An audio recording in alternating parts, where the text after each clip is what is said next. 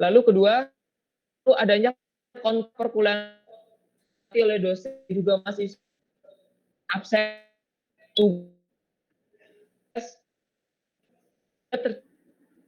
mengajar di Maaf, jelas di sini putus-putus. Baik, Saudara Sultan mohon diperbaiki dulu ininya jaringan Saudara Sultan karena di sini suaranya terputus-putus.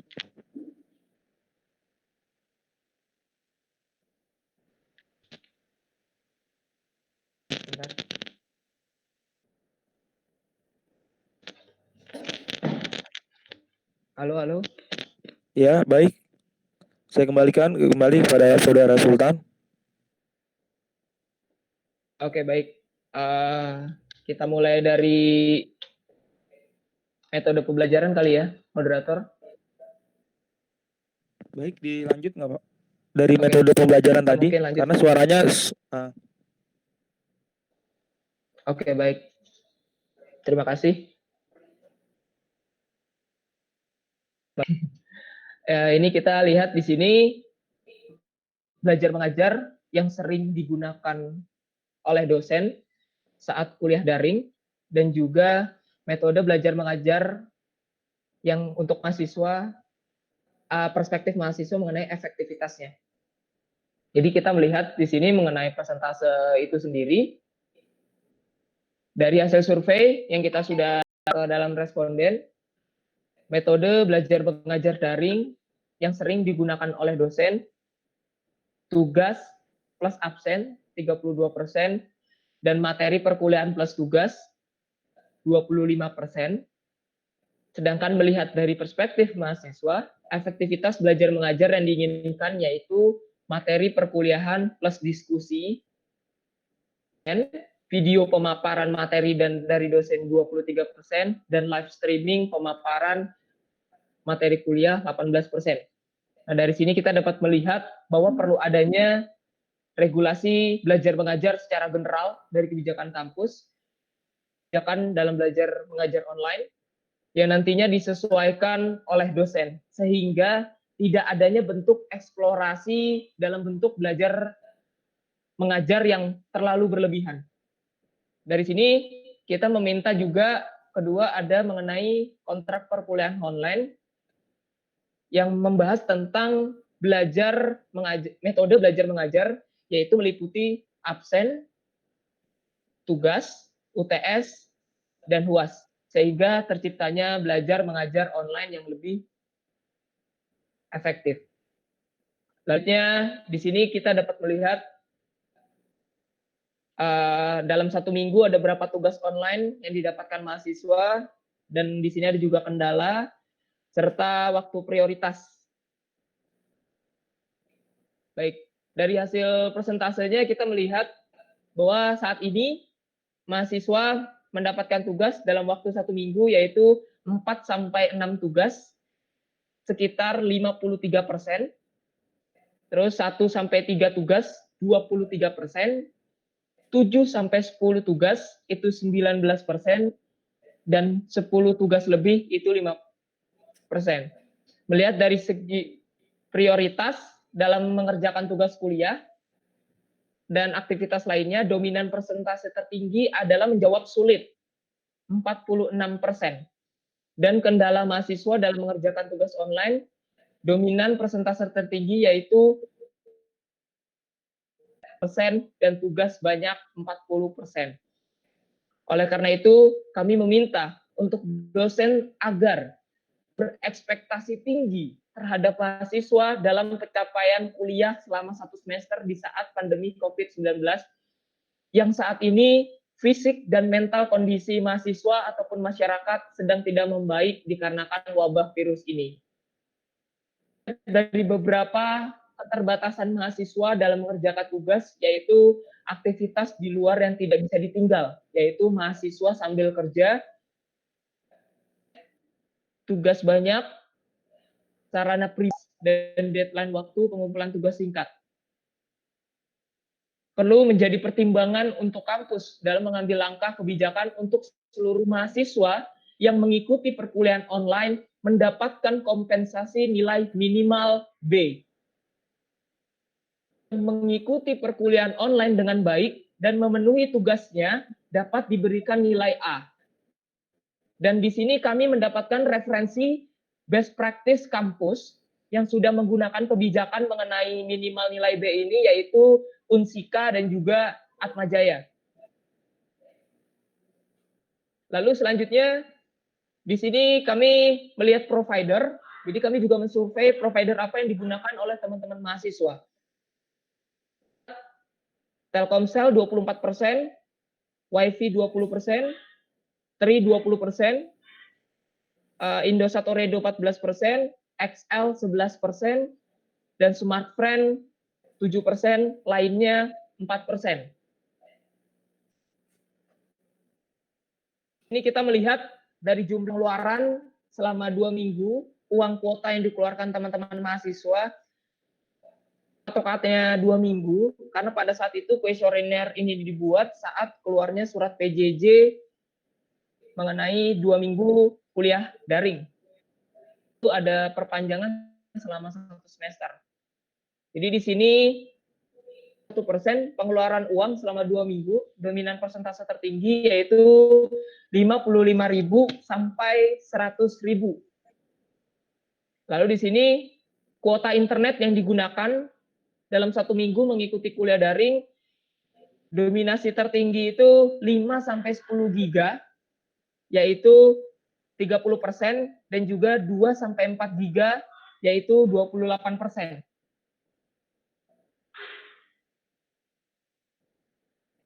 Dan di sini kita juga menanyakan mengenai apakah kuota internet menjadi hambatan dalam mengikuti kuliah online. Dan di sini terlihat 52%, 30% iya.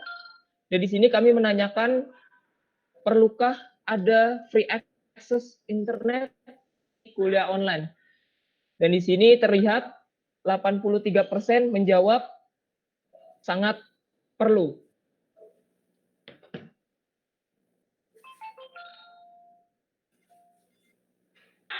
Dari hasil survei tersebut terlihat bahwa persentase penggunaan kuota internet untuk kuliah daring itu yang tadi sudah saya sebutkan, dan kita tahu semuanya beberapa minggu yang lalu dan 2 hari yang lalu kita melihat broadcast Instagram Universitas Bhayangkara Jakarta Raya mengenai kerjasama provider antara pihak kampus dengan Telkom Indonesia atau Telkomsel untuk penggunaan aplikasi e-learning UBJ.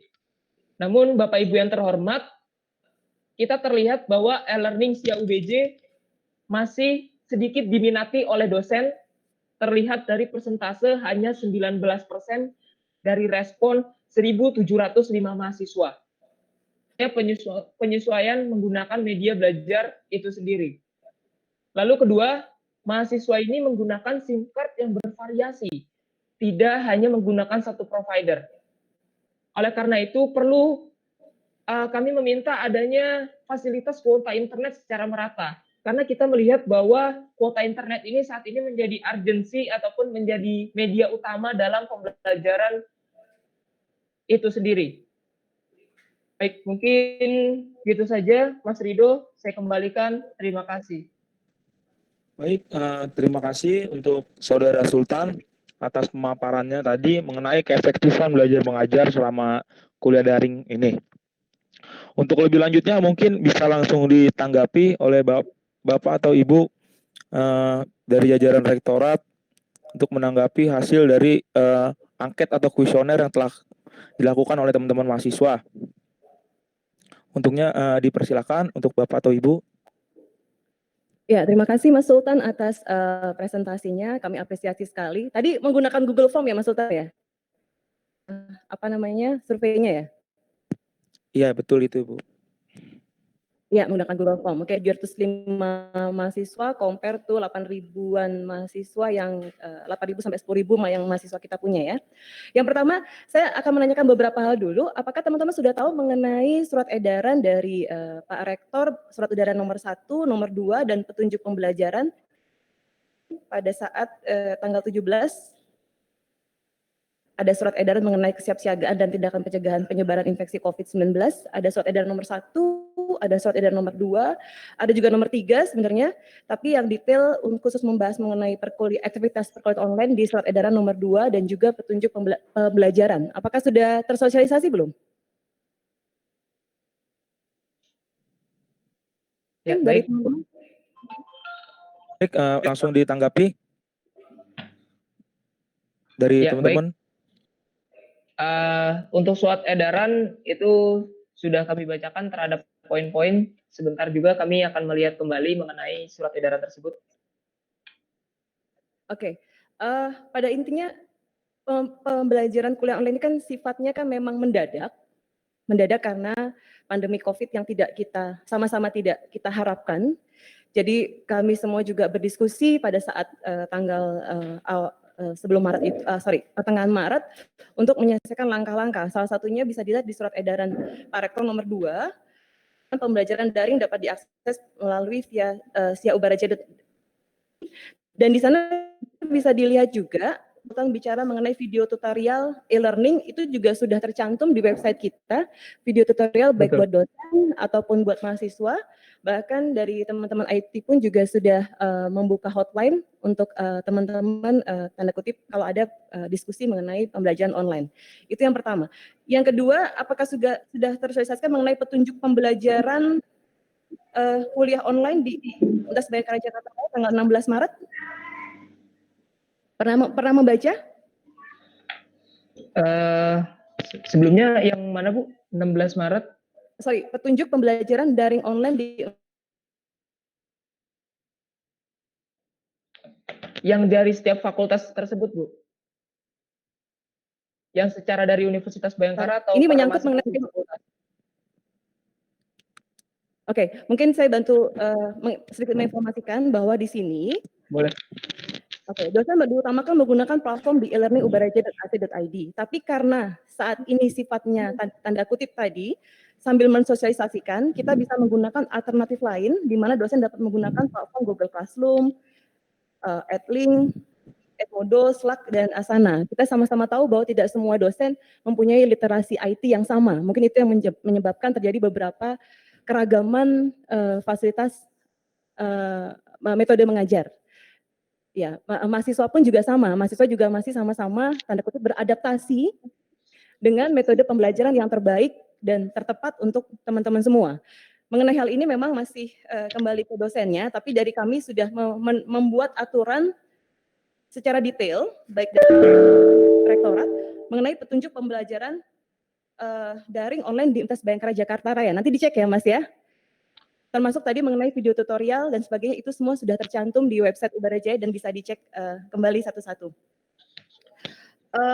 Mengenai detail, mungkin ini masalah akademik, saya ke diskusi dulu, langsung Pak, ada Prof. Tatang di sini, Wakil Rektor mungkin menjawab beberapa hal mengenai waktu perkuliahan online, kontrak online, dan juga nilai. Mungkin Prof. Tatang bisa mendengar suara saya? Prof. Tatang? Bentar ya Mas Sultan, kita ada Baik. di-unmute coba. Udah. Prof. Tatang, halo?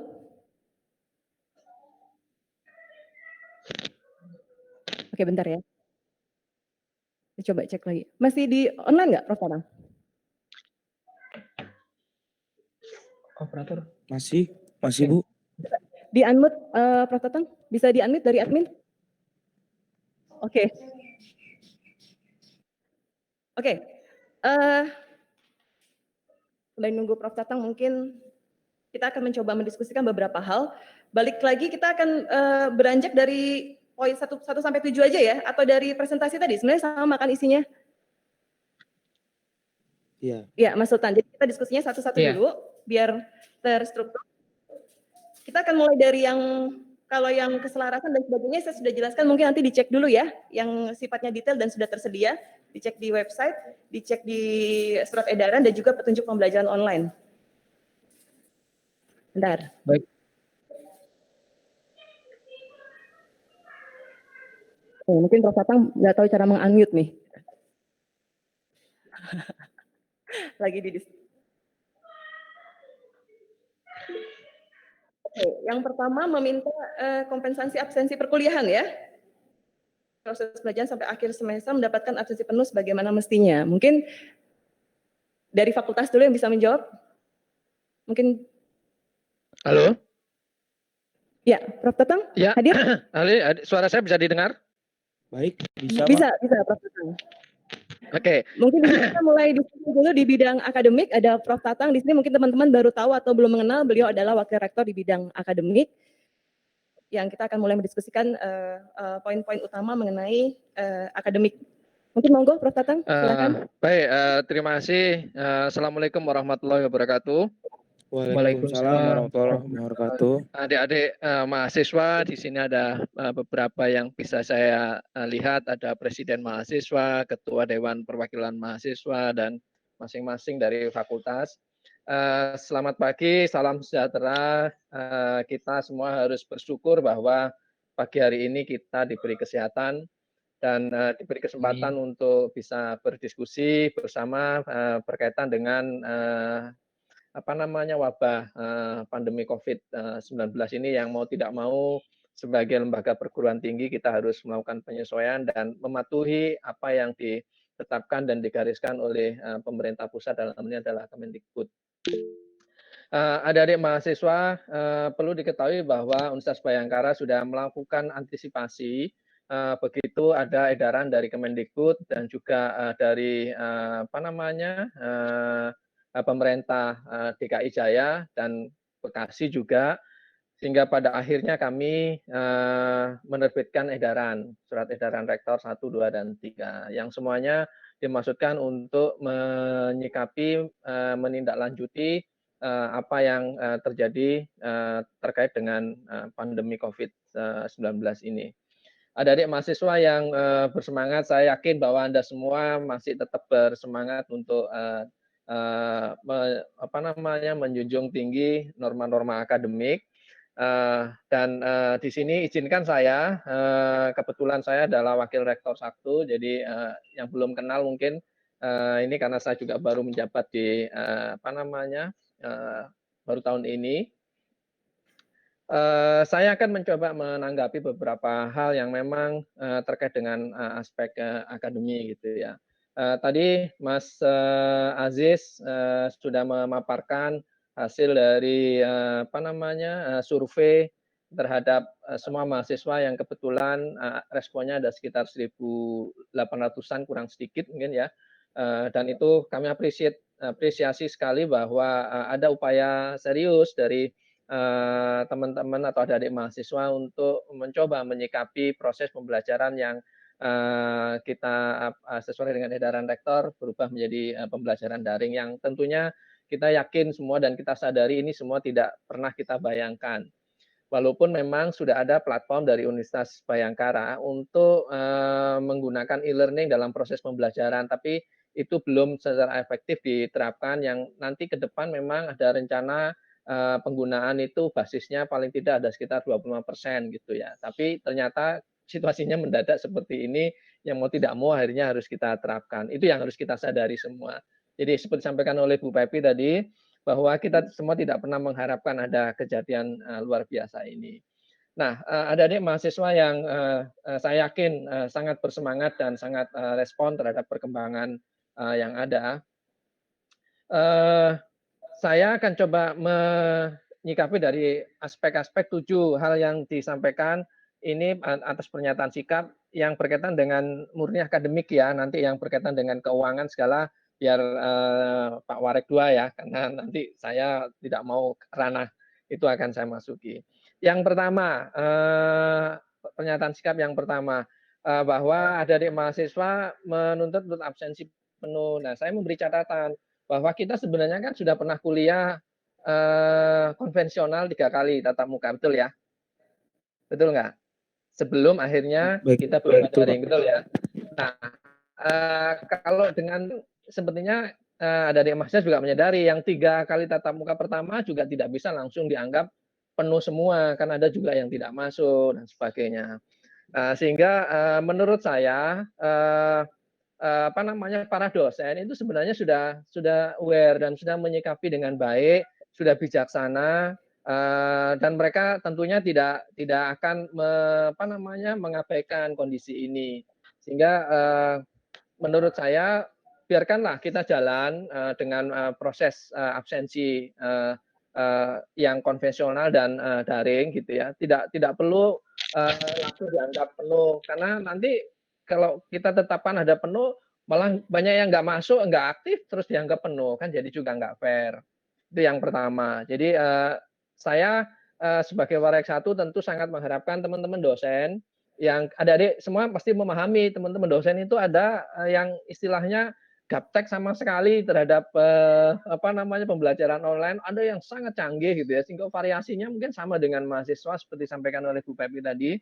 Antar dosen, antar mahasiswa tidak semuanya memiliki, pengetahuan, terhadap, proses pembelajaran daring yang sama gitu ya. Sehingga, bolong sana bolong sini itu, wajar, tapi saya sangat menekankan kepada teman-teman dosen untuk bisa bijaksana. Itu yang, terpenting. Jadi kalau untuk dianggap sebagai absensi penuh tentu secara akademik, menjaga kualitas kita tidak bisa mengakui itu, yang pertama itu. Yang kedua, meminta kompensasi tugas perkuliahan. Saya kira tugas sudah dilakukan dan, kalau kita mau bicara proses pembelajaran daring gitu ya, memang, mau tidak mau kita merujuk pada aturan-aturan. Kalau adik-adik nanti sempatkan waktu membaca Permendikbud nomor 2, tentang standar perguruan tinggi, nomor 2 atau nomor 3 ya, tahun 2020.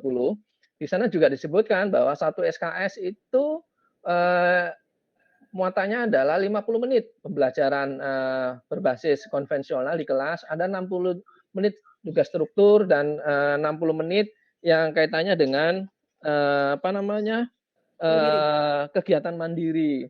Sehingga kalau kita mengacu pada situ dan kita menegakkan, norma akademik, tentunya tugas adalah bagian dari, tugas yang dibebankan kepada mahasiswa adalah bagian dari proses pembelajaran.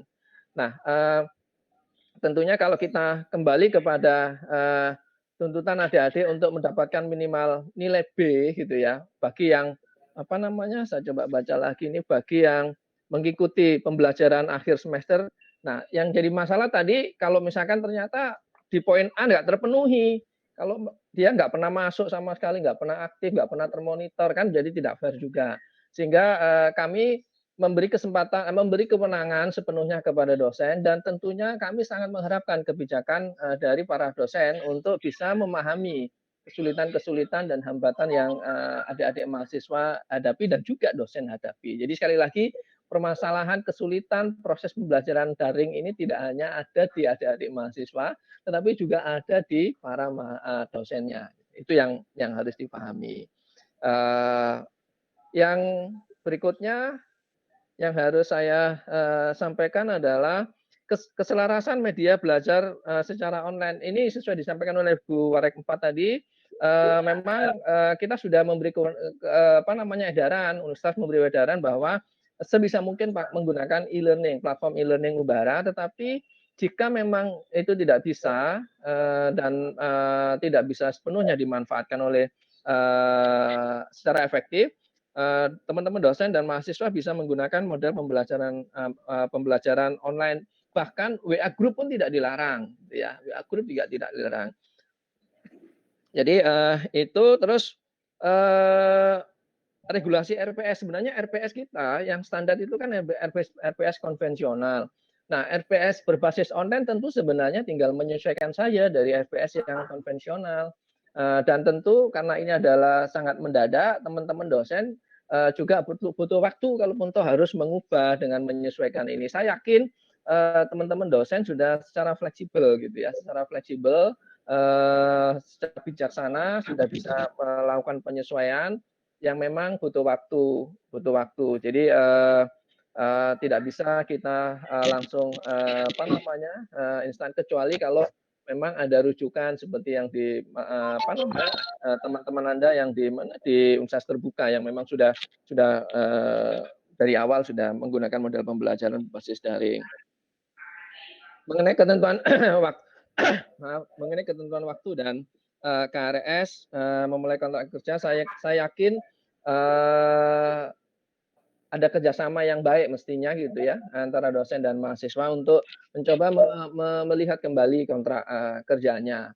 Yang dalam banyak hal tentu beberapa kebijakan dan beberapa hal yang Putus-putus, Bu. meringankan dosen dan mahasiswa sudah dicoba diterapkan.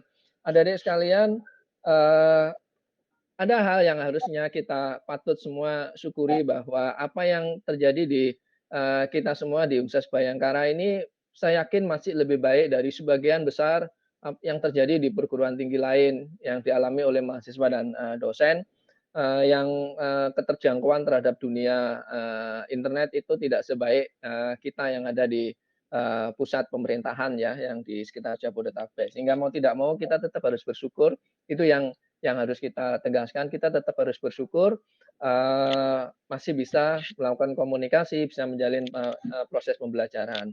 Yang kedua tadi juga ada adik sempat menyinggung tentang survei dan ada mahasiswa yang bekerja penyusuan waktu sampai malam segala gitu ya. Menurut saya adik-adik mahasiswa harus berani gitu ya menyampaikan ke dosennya bahwa perkuliahan yang dilaksanakan di luar jam kewajaran ya, dalam tanda petik kewajaran ya, di atas jam 10 malam atau itu dimanapun ya tidak bisa diterima gitu ya. Harus berani menyampaikan itu dan jangan sungkan untuk menyampaikan juga ke ke prodi, ke dekan gitu ya. Kita semua akan memfasilitasi. Kita akan mengingatkan kalau memang itu terjadi secara terus-menerus. Tapi kalau memang kebetulan insidentil, ya mohon bisa dimaklumi karena sekali lagi tidak semua teman-teman dosen juga punya akses yang bagus. Kualitas jaringan juga tidak bisa disamakan. Nah, untuk adik-adik yang sudah bekerja, tentunya adik-adik mahasiswa yang bekerja yang kelas malam gitu ya, tentunya mereka juga sudah terbiasa dengan proses perkuliahan yang dijalankan pada malam hari, sehingga mereka memang harus bisa menyesuaikan. Kalau contoh untuk pribadi, saya sendiri juga memberi kelonggaran kok. Jadi saya yakin teman-teman dosen juga memberi kelonggaran. Jadi akses absensi itu dibuka mulai jam 19 sampai jam 21.30. Jadi ada yang masuk baru online baru tune in gitu ya, jam 21.26 gitu. Sampai akhirnya, loh ini kurang 4 menit baru kelihatan. Tapi karena saya tahu kondisinya memang tidak memungkinkan bagi mereka untuk bisa akses ya, saya bisa memahami itu gitu. Nah itu saya yakin teman-teman dosen sudah banyak yang memberikan kebijakan dalam proses ini. Mengenai beberapa hal yang nanti berkaitan dengan hal yang sangat substansial, kami akan mengumumkan secara terbuka kepada adik-adik mahasiswa, misalnya mengenai masalah pembayaran SPP, uang praktek tadi yang disinggung di poin itu akan kami coba sampaikan secara terbuka dan nanti mungkin Pak Warik II yang akan bisa menguraikan lebih lanjut. Nah, dari mahasiswa yang tetap bersemangat dan semoga selalu bersemangat. Sementara itu dari saya coba kembalikan lagi ke moderator dan mungkin Pak Warek II atau Bu Warek IV yang bisa menambahkan dan semoga-moga nanti Pak Warek III juga bisa menambahkan karena bagaimanapun ada kaitannya juga dengan mahasiswa kemahasiswaan maksud saya. Saya kira itu sementara dari saya tetap ikut pertemuan ini. Saya kembalikan lagi ke moderator. Silakan Mas Rido. Baik, Ya, mungkin terima kasih menambahkan kepada Pak Tatang. Ya, baik Ibu Pepi, silakan untuk ditambahkan. Ya, saya tambahkan dulu ya. Yang pertama, teman-teman harus pahami bahwa dalam proses kuliah atau belajar mengajar kita terikat dengan beberapa aturan dari Permendikbud, dari Dirjendikti dan beberapa aturan yang memang tidak bisa kita lepaskan dalam proses kegiatan belajar mengajar. Itu bukan ditetapkan dari Ubara saja, tapi juga memang ada peraturan Permendikbudnya. Itu yang pertama. Yang kedua adalah kita bisa pahami bahwa untuk nilai itu adalah privilege dari dosen yang fakultas mereka tidak bisa mengintervensi. Jadi salah satu keuntungan menjadi dosen, saya suka bercanda dengan teman-teman bahwa kita punya privilege untuk memberikan penilaian sesuai dengan kemampuan mahasiswa, di mana intervensi itu tidak bisa kita lakukan kecuali memang adalah laporan-laporan yang memperlakukan penyimpangan yang dilakukan oleh dosen gitu. Tapi itu adalah hak istimewa dari dosen. Yang ketiga mengenai keselamatan media belajar seperti sudah ada di surat edaran dan juga petunjuk pembelajaran, memang kita mengarahkan kepada metode e-learning, tapi kita paham betul bahwa semua butuh waktu untuk memproses adaptasi. Di sini pun teman-teman bisa tahu, dosen pun kita kasih kelas bimbingan untuk menggunakan metode e-learning itu setiap minggu minimal sekali untuk semua dosen bersama. Jadi bukan hanya mahasiswa, dosen pun juga belajar untuk menggunakan platform yang memang kita sudah tetapkan. Adjustment ini mau nggak mau semua metode harus kita lakukan sembari belajar, dan saya harap juga mahasiswa juga sama-sama belajar, dan kalau memang membutuhkan belajar bersama e-learning Ubara, bisa kita buka kelas-kelasnya mungkin seminggu sekali juga seperti dosen untuk sama-sama melakukan adaptasi. Yang keempat, teman-teman bisa dipahami bahwa sebagai dosen bisa cek di fakultas, setiap minggu kita harus memberikan laporan ke fakultas. Apa saja yang telah dilakukan dalam proses belajar mengajar. Kita harus memberikan bukti kalau kita pakai Google Classroom, bukti semua diskusinya, bukti materinya, dan juga bukti absensi sia. Jadi meskipun sering, tapi kita tetap berusaha mengevaluasi mutu yang dilakukan tiap minggu. Gue tanya di teman-teman fakultas. Jadi ini seharusnya kalau ada komplain dari mahasiswa mengenai ketentuan waktu yang memang seharusnya sesuai jadwal, itu bisa diakomodir dalam evaluasi yang dilakukan oleh fakultas setiap minggunya, dan itu bisa diupdate. Bahkan kalau saya dari Vkom, ada apaan minggu lalu kita tiap 2 minggu rapat dosen untuk membahas apa saja yang ada masalah-masalah pada fakultas. Saya yakin fakultas lain juga melakukan hal yang sama. Jadi buat kami dosen pun evaluasinya itu kalau biasanya kita kan cuman absen hijau itu kan, kalau manual kan kita RPS-nya apa, ininya apa. Tapi kalau yang daring ini jauh lebih ketat mengenai pembuktian bahwa kita telah melakukan membuktikan melakukan perkuliahan online berikut dengan bukti-bukti materinya dikirimkan, interaksinya dikirimkan, absennya juga kami kirimkan. Jadi kalau teman-teman tahu evaluasi justru lebih ketat dan tiap minggu dilakukan secara terus-menerus. Mungkin tambahan juga mengenai RPS online dan sebagainya, saya rasa di pertama kuliah hampir semua dosen sudah menyampaikan mengenai RPS yang tidak berubah, hanya nanti diletakkan dalam metode platform aja, tapi semuanya tetap sama, sistemnya juga sama, absen, tugas, UTS, dan UAS, semua tetap tidak ada. Kalau ada sesuatu yang menyimpang seperti dosen di luar jam ketentuan jadwal, itu bukan hanya merugikan mahasiswa saya yakin, tapi juga merugikan dosen lain yang tabrakan. Jadi tolong dilaporkan di fakultas masing-masing atau di kaprodi masing-masing untuk kami melakukan evaluasi dan diskusi bersama dengan para dosennya. Gitu. Jadi tambahannya begitu, bahwa nilai memang bukan sepenuhnya dari fakultas yang bisa ngatur atau rektorat, tapi juga hak dari setiap dosen. Baik, terima kasih untuk Ibu Pepi dan juga Prof. Tatang. Untuk lebih lanjutnya mungkin akan ditanggapi kembali kepada teman-teman mahasiswa. Oke, baik. Mas Rido. Halo. Ya, baik. Ya, terima kasih buat Bu Pepi dan juga Pak Prof. Warek 1, selaku juga akademis menjelaskan pemaparan. Tadi juga membahas poin per poin mengenai tuntutan. Jadi yang kita lihat, yang kita buat juga mengenai tuntutan itu sebenarnya ada sangkut pautnya. Nah, mungkin pertanyaan juga buat buat Pak Prof yang selaku Warek 1 juga selaku akademis. Di sini kami memang ada statement mengenai meminta absen penuh selama perkuliahan. Nah, kita tahu beberapa kebijakan yang sudah keluar dari pihak kampus. Namun lihat secara realita yang ada ataupun yang secara lapangan mahasiswa itu sendiri, kita melihat masih ada ketidaksesuaian hal tersebut. Nah, tadi juga kami menjelaskan mengenai metode belajar mengajar. Jadi ada beberapa tipikal dosen yang memberikan tugas terlebih dahulu lalu absen. Kita tidak sempat mengerjakan tugas ataupun kondisi waktu yang sangat minim ataupun kondisi kuota internet yang sangat terbatas sehingga mahasiswa tersebut tidak absen. Mungkin bagaimana tanggapan Prof selaku Warek 1 akademik bisa menanggapi soal hal itu? Terima kasih. Oke, terima kasih Mas Aziz ya. Kalau terkait dengan apa namanya beban tugas yang diberikan oleh dosen dan mahasiswa merasakan terlalu berat, yang mungkin juga porsinya tidak semua dosen begitu. Sekali lagi, adanya mahasiswa punya hak untuk memohon atau meminta kepada dosen tidak terlalu memberi beban ini, karena memang di edaran Kemendikbud juga disebutkan bahwa beban itu tidak boleh terlalu berat bagi mahasiswa, gitu ya. Dan memang kondisi kita memang tidak semua Betul. ini, dan standar koneksinya juga tidak sebaik di dunia yang ada di negara-negara maju yang lain, gitu. Nah, berkaitan dengan absensi, misalkan telat dan sebagainya, itu saya yakin teman-teman dosen, Bapak Ibu dosen itu punya kebijakan, asalkan mahasiswa bisa menyampaikan secara jujur.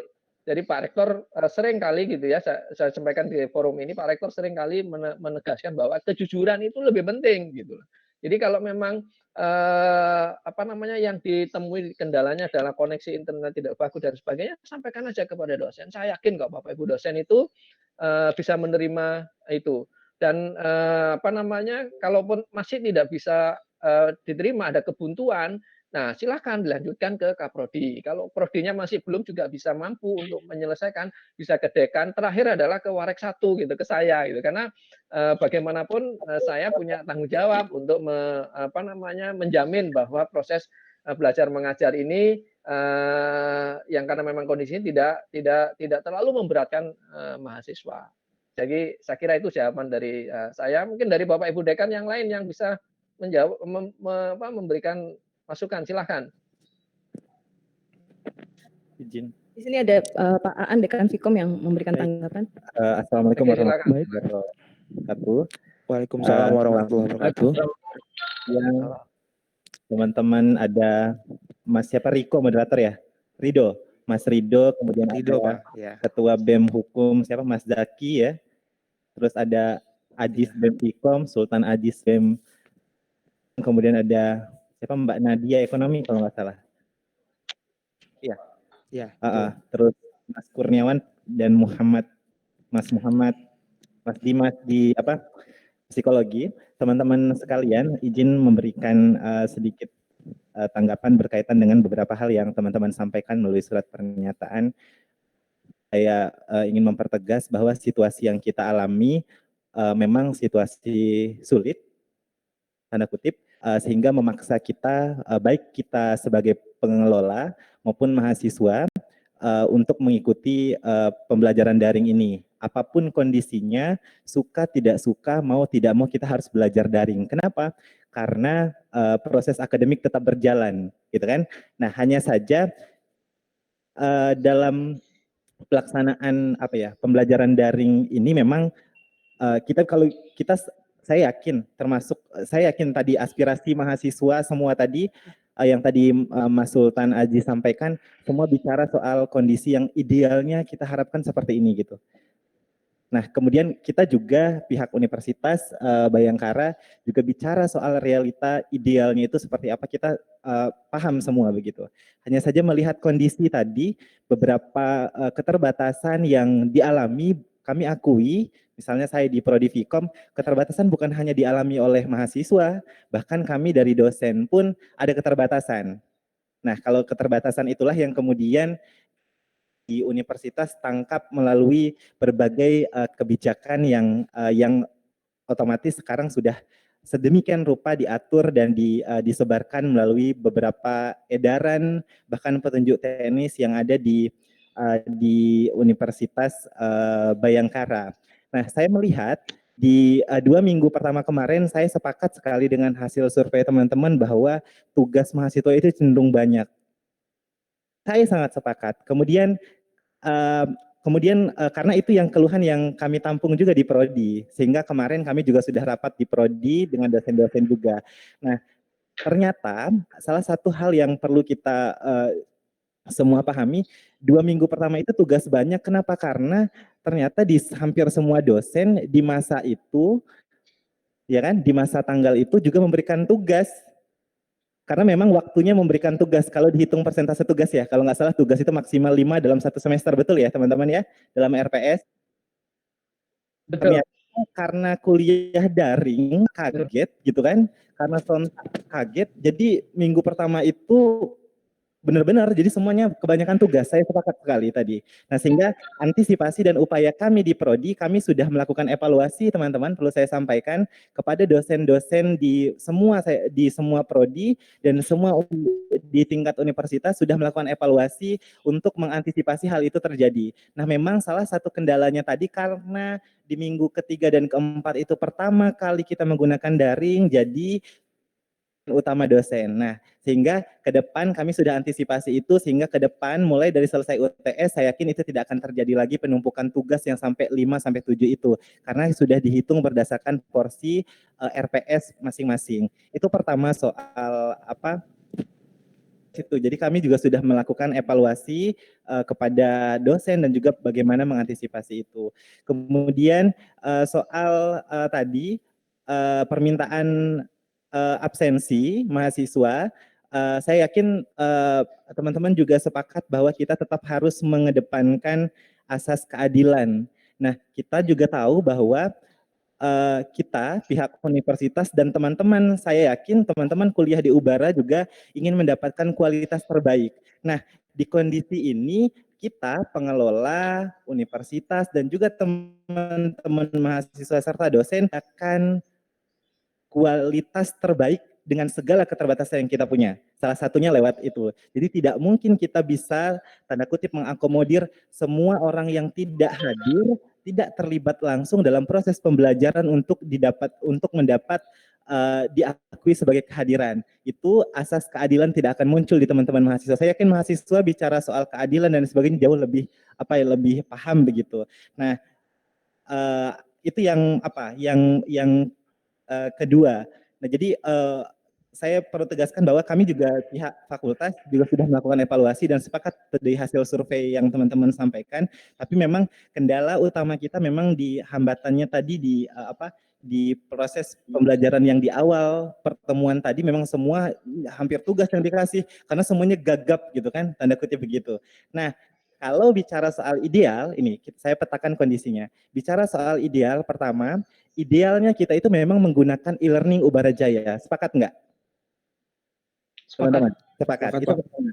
Kedua, idealnya semua provider yang kita gunakan yang sudah difasilitasi kampus menggunakan Telkomsel. Sepakat nggak?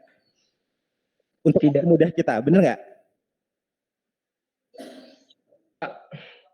Enggak, maksud saya karena yang sudah diciptakan oleh Ubara tanda kutip, Ubara kan udah memfasilitasi gratis itu, betul nggak? Betul.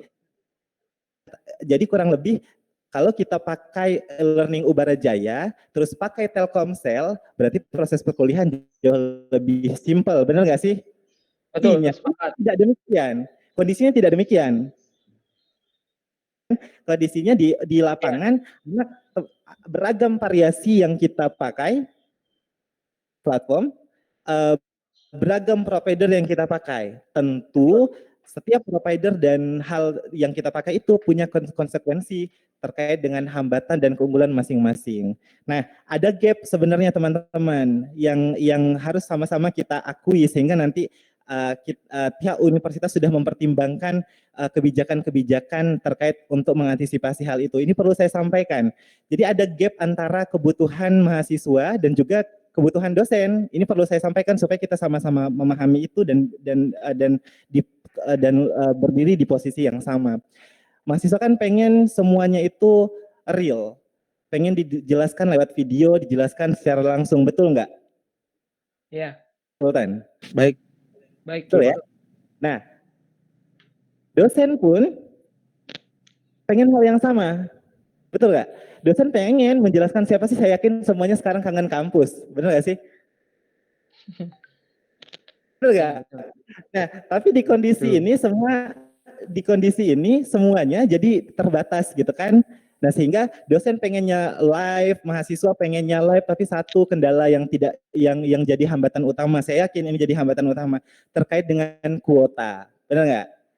Kita tadi pakai kuota Ubara Jaya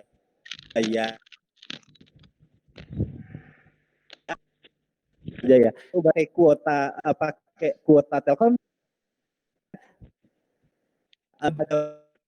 tadi universitas terkait dengan proses akademik itu, kuota tadi juga setengah. Pak Rektor itu concern banget dari awal sekali, dari awal masa pandemik ini sudah sangat concern lagi tentang kebijakan-kebijakan yang tanda kutip tidak boleh membebani mahasiswa, begitu. Nah, tapi perlu saya sampaikan juga bahwa di kondisi ini kita harus sama-sama memahami dari berbagai perspektif dengan tujuannya satu, kita mendapatkan pembelajaran yang berkualitas di tengah segala hambatan. Itu saja ya yang perlu saya sampaikan sedikit catatan-catatan itu. Jadi nanti dari kami, dari pihak institusi, karena gapnya saya pribadi di fakultas pun kami sudah menemukan gap antara kebutuhan realita dan kami sudah coba petakan itu, sehingga nanti doakan kami dalam waktu dekat nanti, minta doanya juga nih ya, bukan doa keselamatan aja, doakan juga nanti akan ada rumusan-rumusan yang tentu tidak memberatkan mahasiswa, yang tentu tidak memberatkan kita sebagai pengelola, karena universitas harus hidup, nggak mungkin Anda kuliah universitas mati, kita kuliah di mana, benar nggak sih? Ya. Nah itu. Jadi dengan mempertimbangkan banyak hal itu, tentu bukan mempertimbangkan dari satu sisi saja. Kita sepakat bahwa mahasiswa tidak boleh dibebankan dari tugas, pembiayaan, dan sebagainya. Tapi ada hal-hal lain yang juga harus kita open, harus terbuka, dan harus kita pahami secara bersama, gitu ya. Jadi nanti terkait dengan proses akademik, karena muaranya satu tadi, saya yakin secara proses akademik di kami masing-masing fakultas sudah melakukan evaluasi. Saya sampaikan lagi, saya pertegas bahwa sudah melakukan evaluasi terkait masing-masing dosen, bahkan ada dosen di Vkom tanda kutip mungkin salah satu dosennya Ajis kali ya. Kita berikan teguran, bahkan kalau Ajis nggak bimbingan juga dicari, benar nggak Ajis? Ya, betul Pak, terima kasih. Nah, jadi maksud saya upaya-upaya itu dengan tetap mengedepankan kualitas, mengutamakan kualitas, karena saya nggak mau lah masa Ubara Jaya kuliah aja di Ubara semua nilai B, ya nggak sih? Nggak, kualitasnya nggak ada ukuran gitu, paham nggak? Saya yakin teman-teman jauh lebih bisa bisa paham itu gitu dibanding saya sebagai orang yang sudah selesai kuliahnya gitu ya. Yakinkan bahwa kami di pihak universitas concern sekali untuk tidak membebani mahasiswa dari sisi manapun, dan kita sepakat bahwa di kondisi ini kita harus berupaya sama-sama untuk menjaga kualitas pembelajaran tetap baik, tentu dengan mengedepankan semua prinsip-prinsip azas keadilan, kemanfaatan, dan sebagainya. Itu saja dari saya, terima kasih Bu Warek 4. Ya, tadi aku ngeliat mukanya Rido sama Hanifah